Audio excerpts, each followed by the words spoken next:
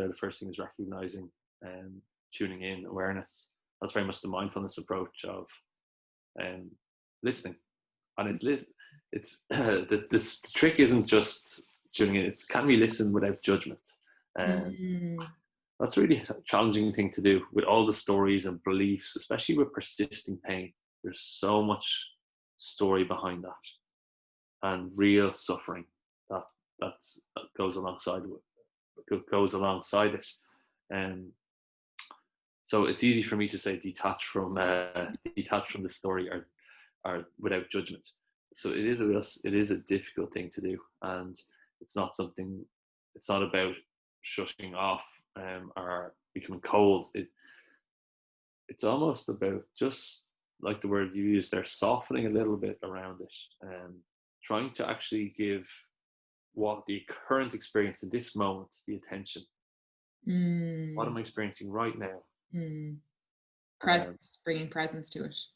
Bringing presence to it, exactly. And actually asking, okay, what is this? What is going on here? And with a kind of softness, without a kind of a critique of wanting to change it at this point. You're just seeing what it is. Because pain can show up in lots of different ways.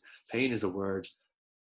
There's lots of different outputs, different types of pain that we can feel. There's a burning, there's a sharp, there's an aching, there's a dull ache, there's a strong ache, there's a throbbing. It's, this is where language. For women, it'd be like a pulling sensation in their womb. Yeah. Pulling. Yeah. That's so. What is that pulling? It's exactly. So it's not let's not call it pain then. Let's call it what it is. I feel pulling. And maybe it's an uncomfortable pulling. Yeah. Maybe it's really uncomfortable pulling. But that's where is it general? Is it everywhere? Is it a bit more to the left? Yeah.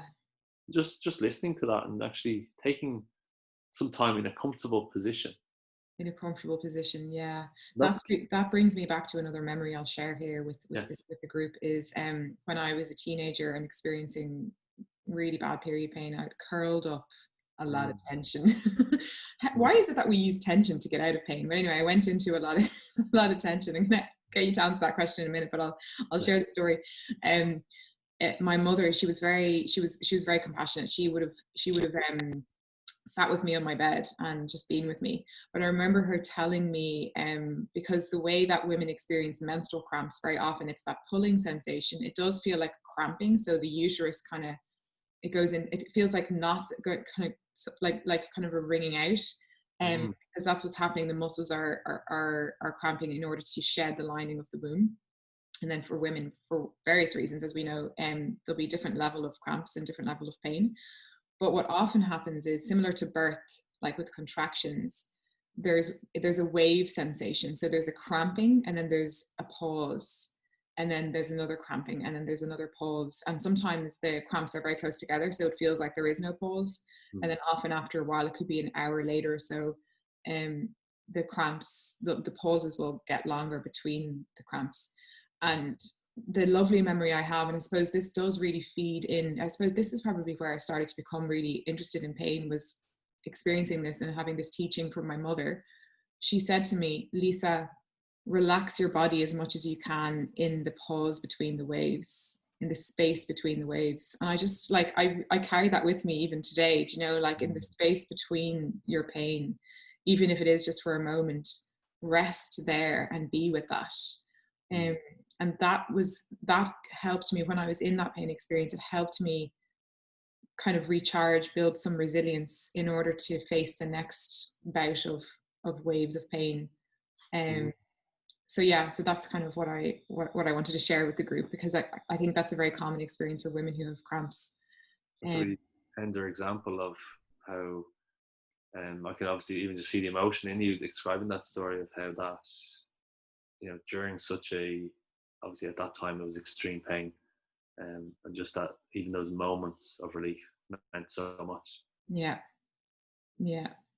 thank you. Yeah. Oh, I love sharing that story, because it's an example of, even though my mom, she wouldn't understand fully like the same kind of conversation we're having. Oh, she probably would actually, but just in my work there's a big maternal piece as well, the maternal lineage, and like and obviously genetics has a factor as well, but like the messages that we received from our parents about periods and the pain that they experienced, there can be a lot of generational trauma, let's just say.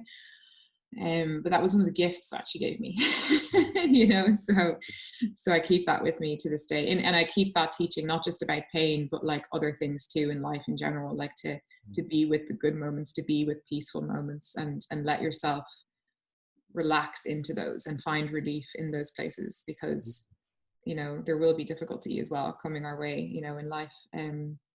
So yeah, that's very philosophical. Really enabling way, and I think that's a really good approach.